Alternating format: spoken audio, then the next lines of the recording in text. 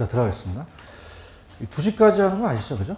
그래서 굉장히 좀 힘드시대도 좀 참으시고, 하여튼 뭐 제가 아까도 얘기했지만 책이 얇아요. 굉장히 두꺼워요. 이게 시험에 나올 때 정해져 있어요. 그죠? 그다음에 이제 일단 워낙 이제 범위가 넓기 때문에 좀 어렵게 나온다라는 가정에서 조금 다 집어넣었지만 나온 데는 제가 지금 별표 친 데만 나오거든요. 그죠? 그거 위주로 가져가시고 좀 전에 위치까지 갔었죠. 그죠? 공간으로 한번 가볼게요. 공간. 62페이지 가시면 공간으로서의 부동산이 있나요? 이것도 별표를 하나만 쳐놓으세요. 하나만. 자주 뜨는 데는 아닙니다. 가끔가다 뜨는데 공간으로서에 대한 가치가 있어요. 그래서 이제 공간이라는 가치에 들어볼게요. 자, 이 공간이 형성이 되죠. 공간으로서의 가치가 있다는 얘기예요. 공간의 가치가. 공간은 3차원 공간이에요. 그럼 3차원 공간이라는 거는 공간이 몇 개 있다는 거죠? 3개. 그래서 다 입체 공간이라고 하고, 우리가 복합 개념의 논리로 보자 그래요. 복합 개념. 법경기로서 3가지를 다 보는 거죠. 그래서 법경기. 자, 그러면 대표적으로 그림이 하나 있을 거예요. 넘겨볼까요? 여기 말고 그림이 하나 있어요. 65페이지 가시면은 그림이 나와 있나요? 찾으셨으니까. 그래서 이제 3차원 공간을 이제 그려보겠는데, 이제 뭐가 시험 문제냐 들어보시면은 지구 중심을 이렇게 잘라요. 자르게 되면은, 자, 아까 몇 차원 공간이라고 말씀드렸죠? 3차원. 그래서 이 땅의 표면을 수평 공간이라는 말을 써요. 수평 공간. 그 다음에 여기를 공중 공간이라고 하고요. 공중 공간. 그다음 여기를 지하라고 합니다. 지하도 맞고 지중도 맞아요. 지하, 지중. 그래서 공간이라고 합니다. 자, 그렇다면은, 자, 3차원 공간이다, 입체 공간이라고 이제 다 표현하고요. 자, 우리가 따라해보세요. 법경기. 그러면 우리가 공간도 소유권을 부여할 수 있죠. 그래서 수평공간을 사용할 수 있는 권리가 따라해보세요. 지표권이고, 그 다음에 공중공간을 사용할 수 있는 권리가, 자, 따라하십시오. 공주권이라고 하고, 그 다음에 지하공간을 사용할 수 있는 권리가 따라해보세요. 지하권이라고 그래요. 자, 그럼 예를 들면 다 소유권이니까 요거는 그냥요 법률적이에요. 아까 제가 공간이라는 건 기술적이었죠? 자, 공간도 가치가 없다, 가치가 있다. 있죠. 가치는 경제적이라는 거죠. 그러니까 법경기를 다 보자는 얘기예요. 법경기를. 자, 그렇다면은 우리가 이제 그 페이지 넘겨보세요. 그럼 간단하게 페이지 62페이지에 보시면은 밑에 공간적 범위라는 단어가 있나요? 자, 아까 제가 몇 차원 공간이라고 그랬어요? 입체 공간. 그다음 오른쪽에 가시면은 동그라미 2번에 하나, 둘, 셋, 넷, 5번째 보시면 복합 개념이라는 단어가 있죠. 그러면 법률 쪽만 봐야 돼요? 3가지를 다 봐야 돼요. 다 봐야 되고 4번에 가시면은 좀 전에 영속성을 배우셨죠? 토지가 소모돼요? 소모가 안 돼요? 공간이 만들어질 수 있죠. 영속성과 관련이 되겠죠. 자, 그러면은 이제 어떤 게 시험 문제냐면 거기에 오른쪽에 부동산의 소유권의 공간적 범위라는 단어가 있나요? 자, 공간도 소유권이 없어요? 소유권이 있어요. 소유권을 하나 이제 공간으로 이제 범위를 할 수 있기 때문에 이 사용할 수 있는 권리가 아까 지표권, 공주권, 지하권이라고 말씀드렸죠? 근데 이게 우리나라 민법 212조에 이 소유권이 인정되는 범위는 무한정이 아니에요. 그래서 정당한 이익 있는 범위거든요. 이따가 제가 정당한 이익 있는 범위라는 것은 정당한 이익이 있는 범위는 사적 소유권까지만 얘기합니다. 개인이 이용할 수 있는. 그래서 우리가 사적 공중권이 있고요. 그 다음에 공적 공중권이 있어요. 여러분들 왜 일조권이라는 얘기 들어보셨나요? 햇빛을 받을 수 있는 권리. 그거는 개인에 대한 소유권이 인정되기 때문에 일조권은 이제 사적으로 들어가고요. 자, 이 바다가 보이는 조망권도 사적에 들어가요. 조망권도 사적에 들어가는데 공적은 공공기관의 이익인데요. 항공기가 왔다 갔다 해서 통행료 받을 수는 없죠. 그래서 항공권이라든지 아니면 전파의 발작, 전파권은 다 사적에 들어가고요. 근데 지하권이 잘 나옵니다.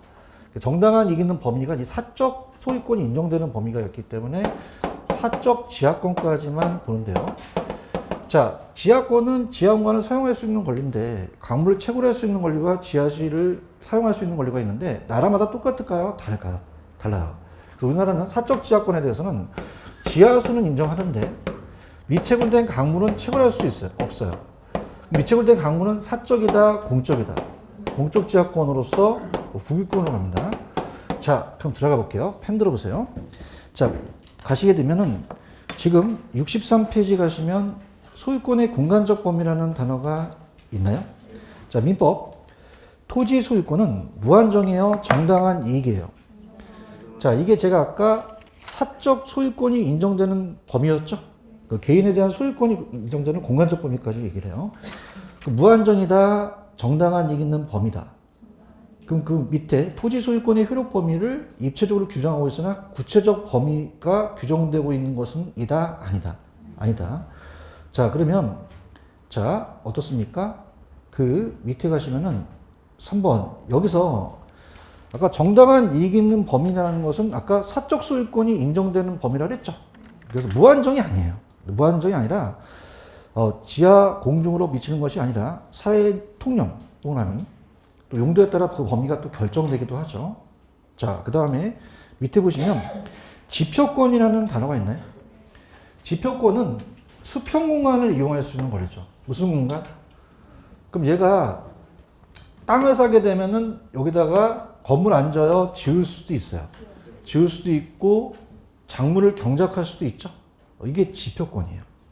그럼 지표권은 무슨 공간을 이용할 수 있는 권리죠? 수평입니다. 동그라미. 무슨 공간? 수평, 수평. 지표, 수평. 독립적으로 배타적으로 이용할 수 있는 권리로서 자, 우리가 요게 이제 밑에 가시면 물에 관한 권리라는 단어가 있나요? 그래서 물에 관한 권리는 지표권 내용이 포함됩니다. 어떤 거에 포함된다? 지표권. 그래서 물에 관한 권리는 지하권에 들어갑니까? 지표권에 들어갑니까? 그것만 체크하세요. 그래서 시험 문제가 얘는 우리 공인중개사 시험에 한 번도 안 왔는데 감정평가 시험 문제 물에 관한 권리는 지하권이에요? 지표권이에요? 지표권에 들어간다. 그렇게만 가져가시면 되고 그 다음에 유역지와 선형주의는 제가 3, 4월 달에 해드리고 넘겨볼게요.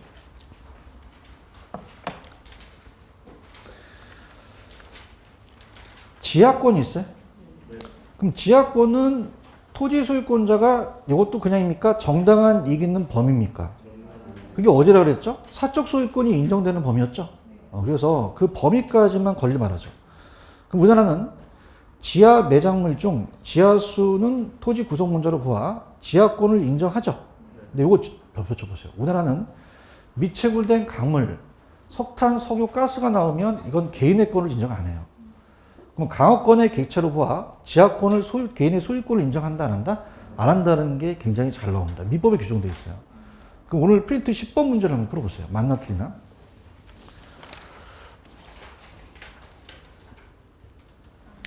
자, 민법 규정에 의해서 토지 소유자는 강업법에 열거되는 미채굴된 강물을 권리를 갖습니까? 갖지 못한다고 하셨어야죠. 그런가요? 이것만 잡으시고 그 다음에 양가로 4번에 공중권이 있나요? 자, 공중권도 토지 소유권자가 토지 구역상 공중권을 무한정이에요? 한계가 있어요. 그럼 타인에게 방해받지 않고 일정한 고도까지라고 했죠. 거기까지가 아까 정당한 이익이에요. 사적 소유권 인정되는 범위. 거기서 이용 관리할 수 있는 권리죠. 자, 공주권의 범위는 아까 또 나오는데 구체적으로 정해진 원칙은 있다, 없다. 없고요. 소유권자의 이용을 합리적으로 예측할 수 있는 정도의 높이, 추상적으로 기준만 그것만 보시고요. 밑에 보시면 사적과 공적이라는 단어가 있나요? 그럼 일조권은 어디에 들어갈까요? 사적에 들어가죠. 그런가요? 그럼 일정 범위까지 토지 소유권자가 개인적으로 이용 관리할 수 있는 게 일조권이잖아요. 근데 아까 제가 항공권이나 전파라고 있었죠? 그럼 공적은 그냥요, 공공기관이에요. 공중권을 공익 목적으로 이용할 수 있는 권리, 항공기의 통행, 전파의 발작은 사적이다, 공적이다. 공적이다 그렇게만 가져가세요. 아시겠죠? 그 다음에 제가 딱 하나만 찍어드리면 공간활동에 4번에 가시면은 니은에 공중공간의 활용이라는 단어가 있나요? 자, 이건 이제 제가 나중에 설명을 해드릴 텐데요. 자, 우리가 여러분들이 왜 공법 시간에 용적률이라는 얘기 들어오셨죠? 건물을 올릴 수 있는 게 용적률이에요. 자, 그러면 용도 제한이 없어요? 용도 제한이 있어요. 있어서 너 20층까지만 지라는 거죠. 근데 더 짓고 싶어요. 그래? 그럼 공원 하나 만들면 너한테 용적률 인센티브 줄게. 이런 게 용적률 인센티브예요. 그럼 지합니까? 공중입니까? 공중이에요. 요것만 좀 체크하세요. 그 다음에 요 TDR 제도는 아직 우리나라에 시행되고 있지는 않습니다. 근데 이게 뭐냐면 이 개발권이 용적률을 사고 파는 게 개발권이에요. 그죠? 그럼 다 이것들은 다 그냥 다 용적률이다. 무슨 공간에 들어간다? 공중공간에 들어간다만 가져가시면 됩니다. 아시겠죠? 됐습니다. 그 다음에 자 넘기세요. 환경은 안 나오니까 넘기시고 페이지 가셔서 우리가 이 나머지 파트 69페이지로 한번 가보죠. 가시면은 부동산 활동이라는 단어가 있나요? 자 가볼게요. 69페이지 아까 했던 겁니다. 부동산 활동은 부동산이 주체예요? 인간이 주체예요? 부동산을 대상으로 하는 단어가 있나요? 여러 가지 행위를 얘기를 하고 그러면 활동에도 주체가 없어요? 주체가 있어요? 아까 인간이 주체고 객체가 부동산이라 했죠? 그럼 주체는 것은 파란 색깔 공적 주체라는 단어가 있나? 공적은 그냥요 정부예요. 지자체나 각종 공사가 공적이 되겠죠. 그런가요? 사적은 정부입니까? 개인입니까? 근데 시험 문제 뭐가 나오냐면 조합이라는 얘기 들어보셨죠?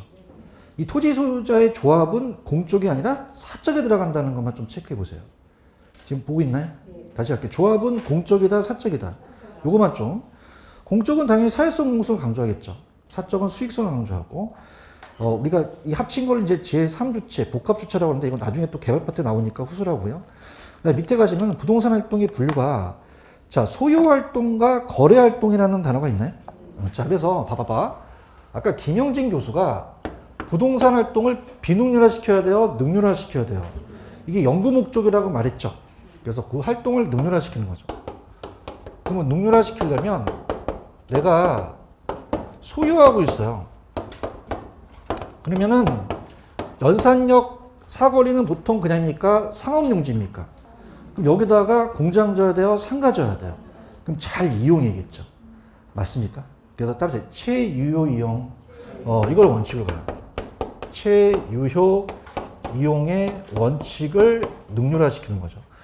근데 거래 활동할 때는 지 맘대로 해야 돼요? 거래 질서를 지켜야 돼요?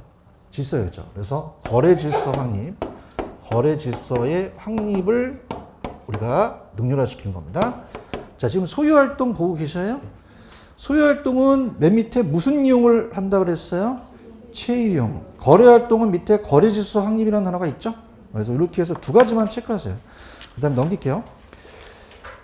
자, 행정 활동은 개인이 하는 거예요? 행정은 공익성이에요. 정부가 하는 거죠. 그래서 이렇게 해서 그냥 사회성 공공성에만 가지고 가시고 밑에 가시면 부동산 활동의 속성이라는 단어가 있나요? 여기다 별표를 한번 쳐보세요. 자, 우리가 이제 아까 했던 게 다 튀어나오는데 자, 그 속성을 갑니다. 자, 첫 시간에 이론이 중요해요? 실무가 중요해요? 둘 다 중요해요. 기억하시죠? 그죠? 그러면 과학성은 이론이라 그랬죠? 그럼 과학성만 따져야 돼요? 실무도 따져야 돼요. 그러면 이론 중요하다, 실무가 중요하다, 둘 다 중요하다? 다 중요한 거죠. 지금 여러분들 과학성, 기술성을 보고 계셔요?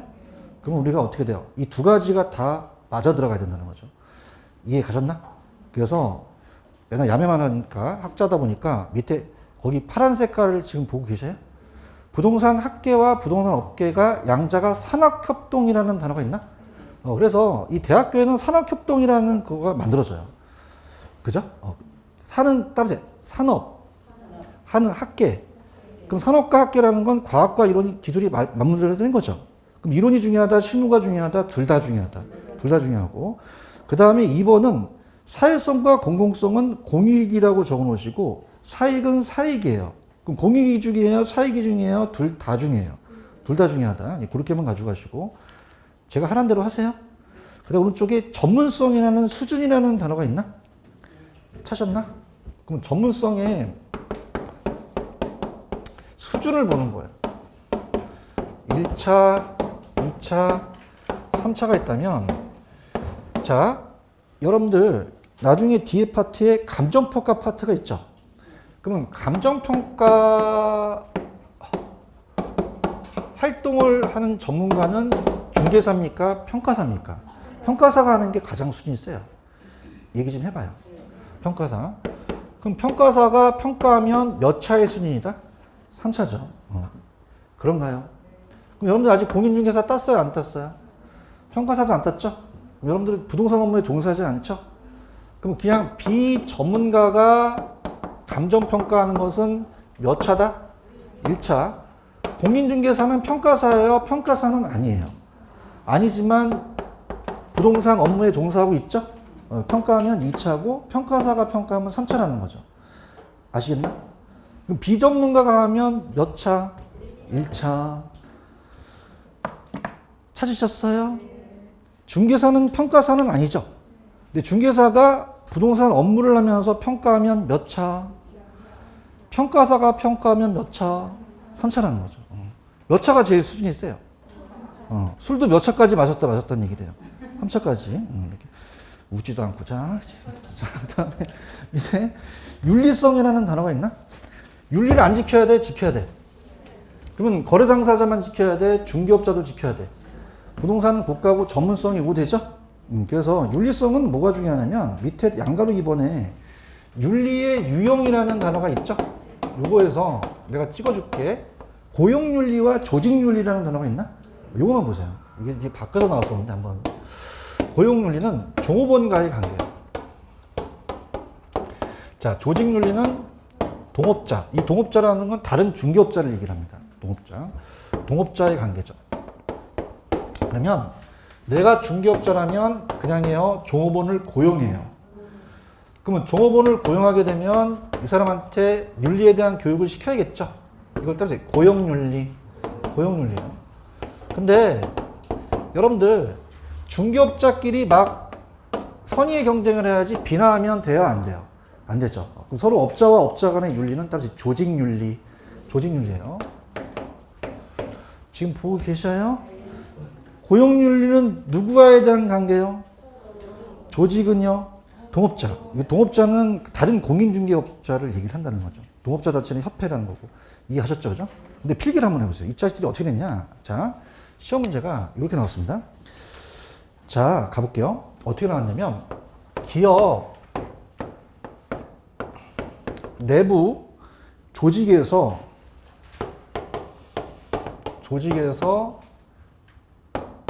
조직원관이라고 나왔거든요.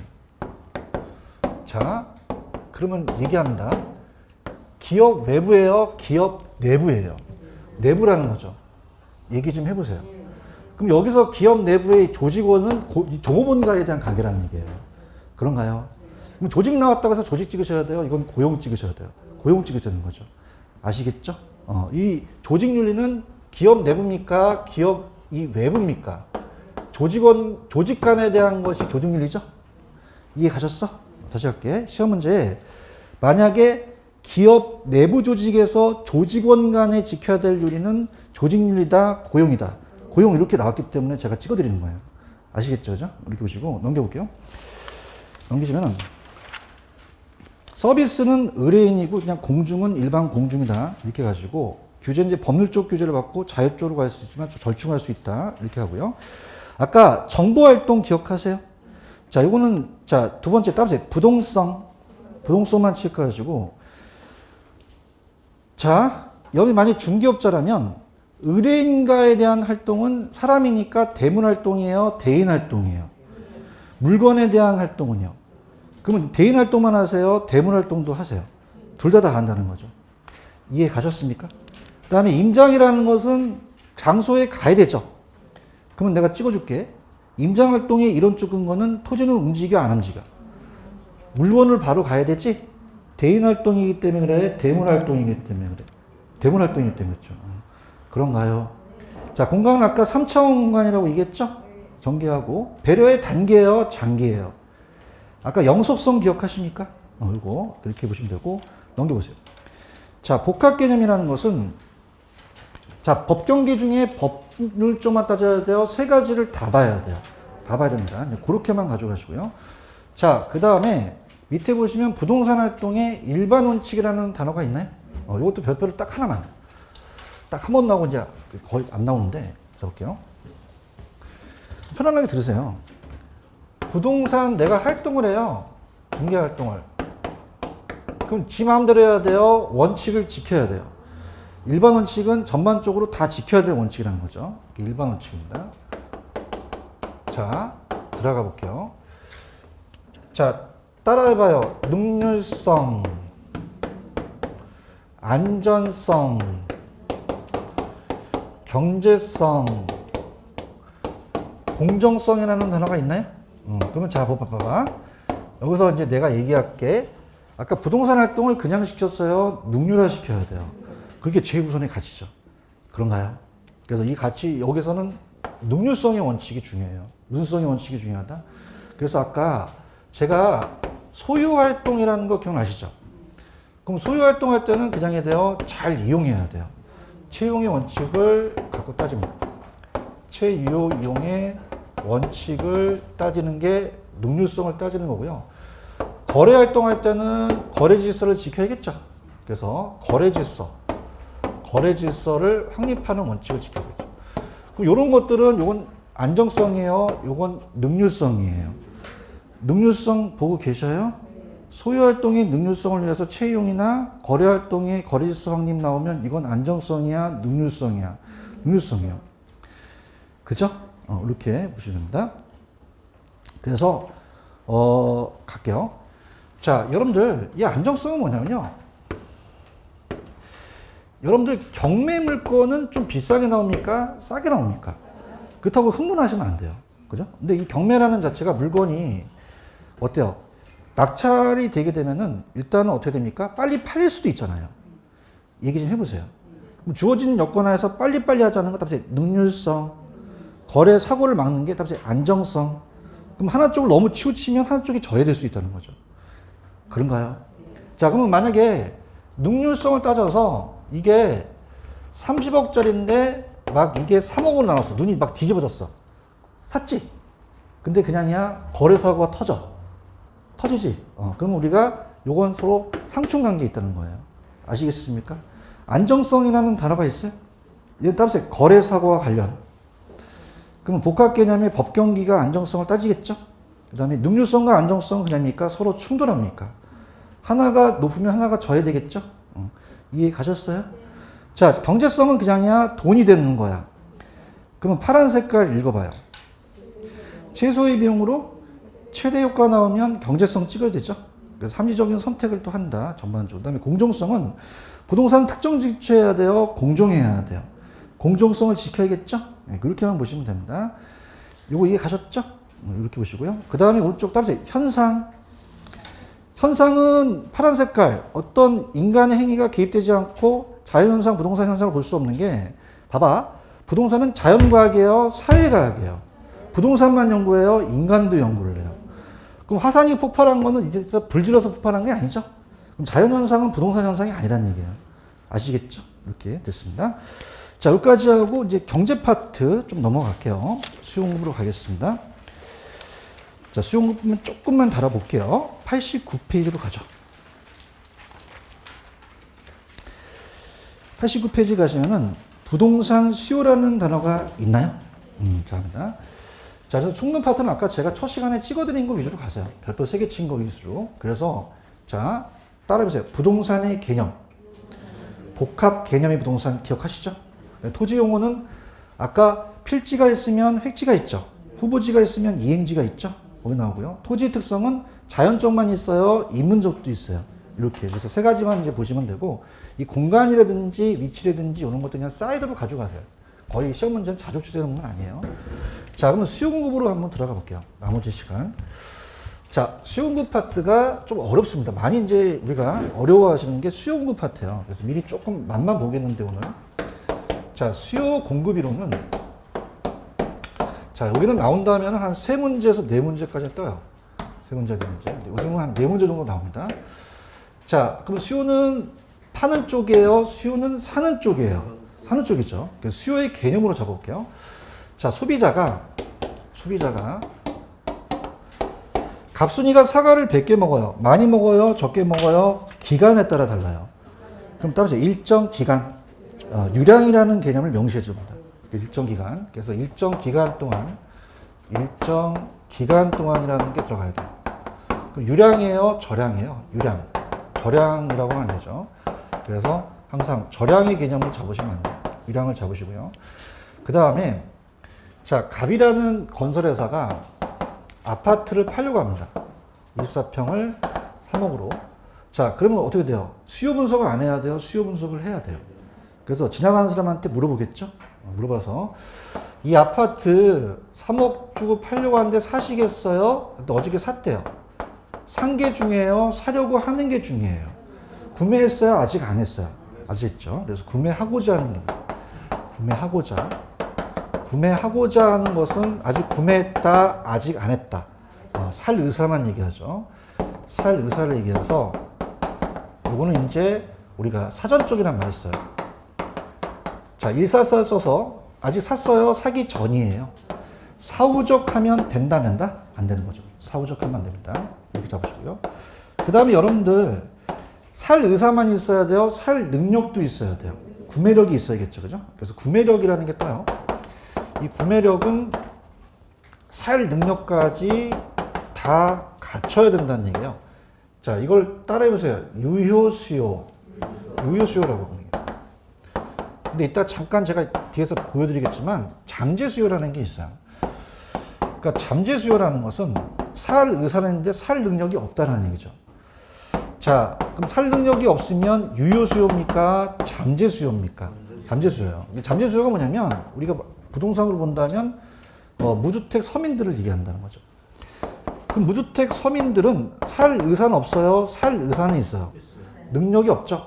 그럼 누가 개입할 수밖에 없습니까? 전부. 이 구매력이라는 것은 뭐 현금이나 소득만 얘기하는 게 아니라 차입 능력도 들어가거든요. 그러면 정부 입장에서는 어떻게 줘야 돼요?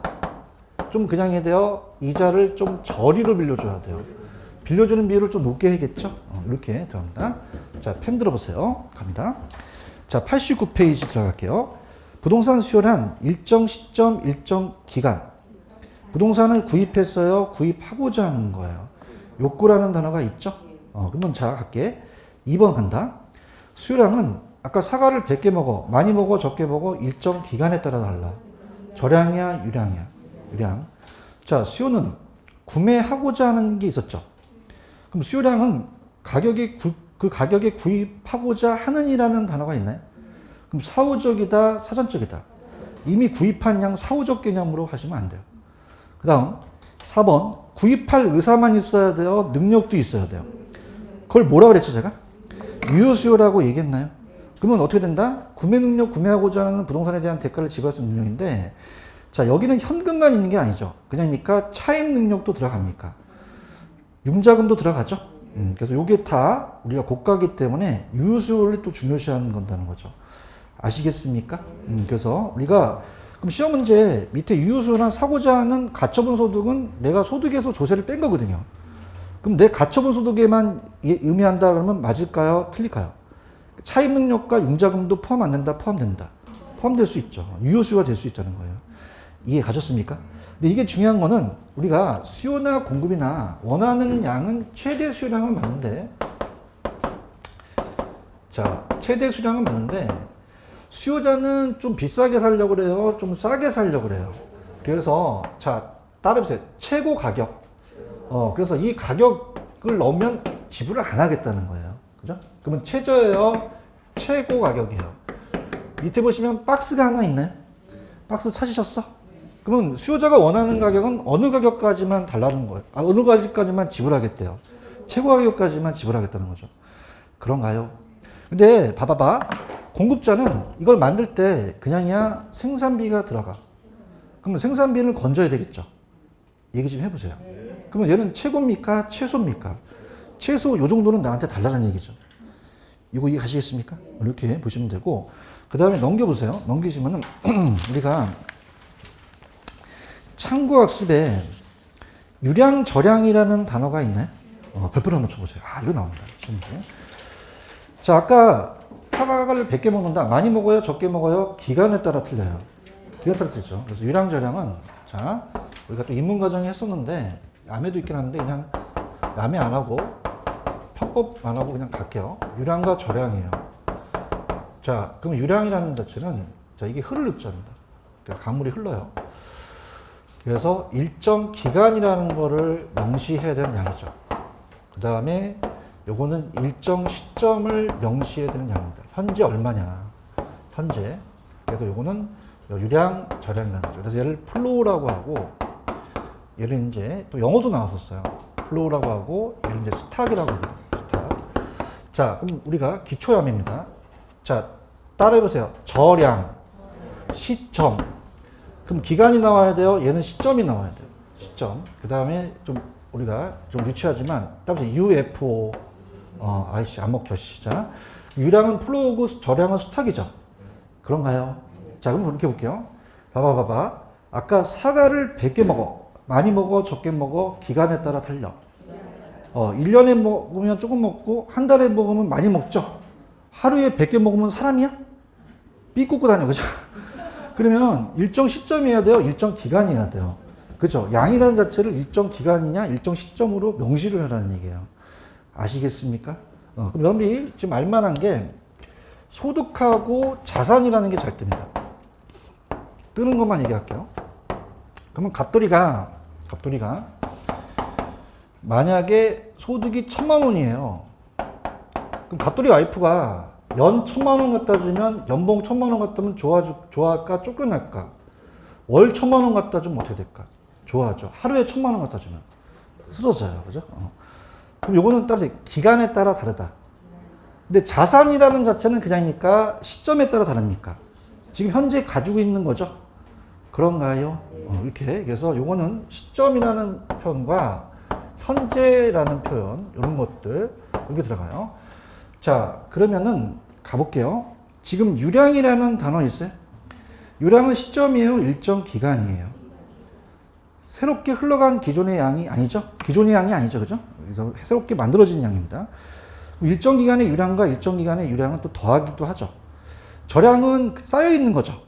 그래서 일정 기간이에요? 일정 시점이에요?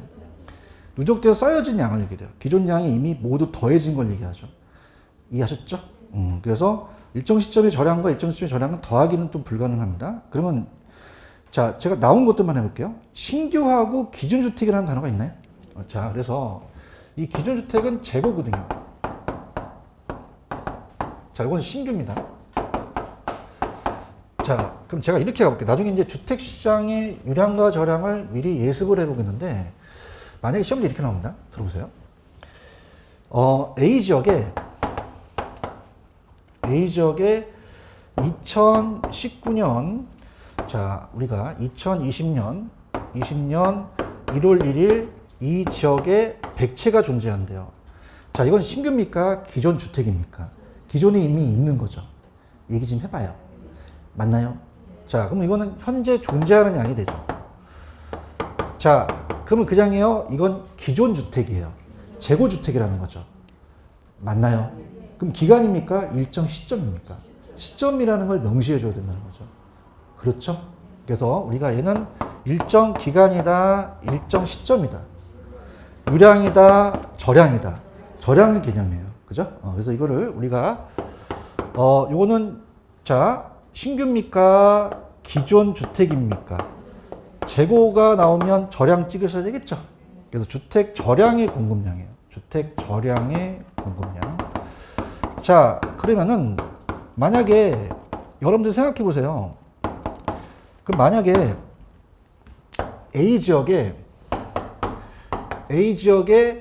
2020년 12월 31일 날 150채가 존재한대요. 그죠?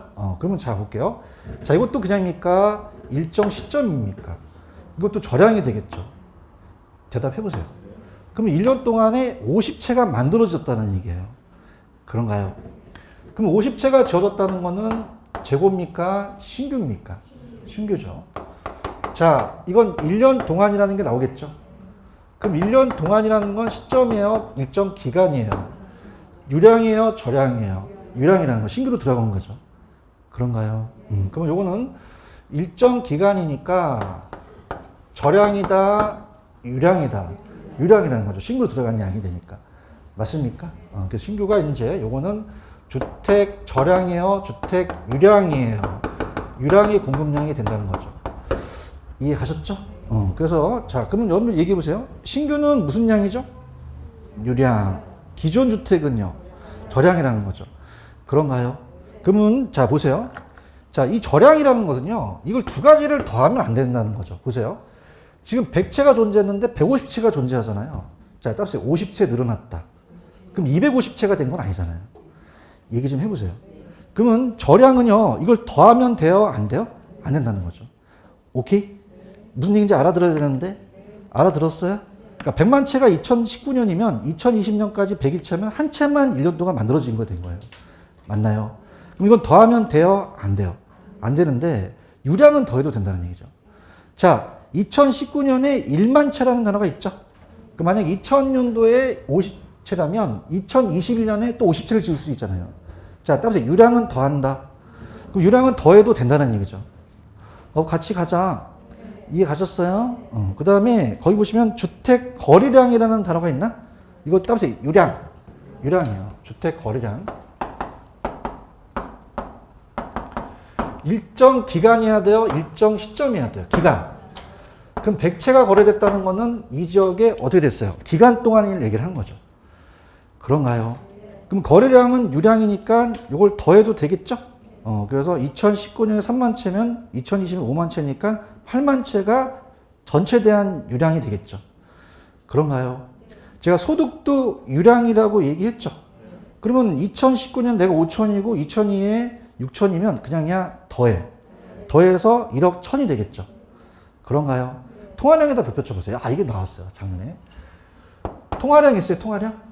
통화량이라는 것은 한국은행에서 찍어내는 그 통화량을 얘기를 해요.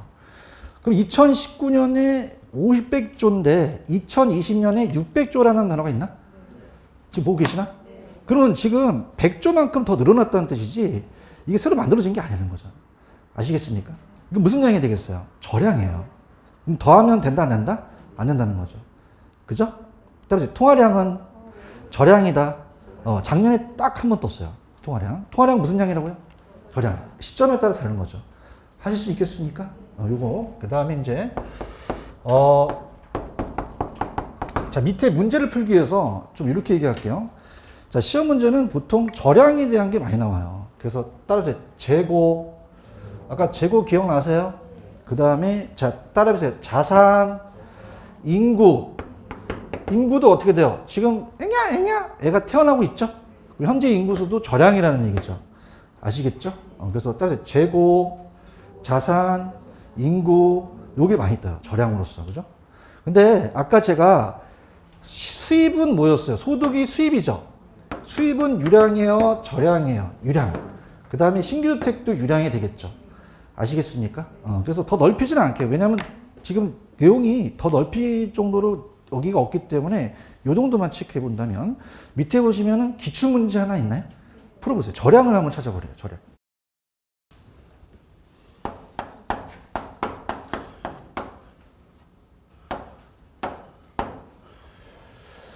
자, 아까 제가 세 가지를 체크했죠. 뭐 있었죠? 재고, 자산, 인구. 여러분들 하도 힘드니까 좌측에다 몰아쳤어요. 그죠?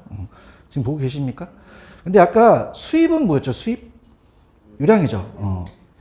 임대료 수입도 유량이잖아요. 그죠? 건물. 그 다음에 근로자의 임금도 유량이죠? 신규도 유량이라는 거죠. 그런가요? 근데 요거 하나만 보세요. 자, 따라해보세요. 이자 비용. 내가 1,000만 원 이자가 나가요. 많이 나갑니까? 적게 나갑니까? 기간에 따라 틀립니까? 그럼 돈이 들어오고 나가는 건 다 유량이라는 얘기죠.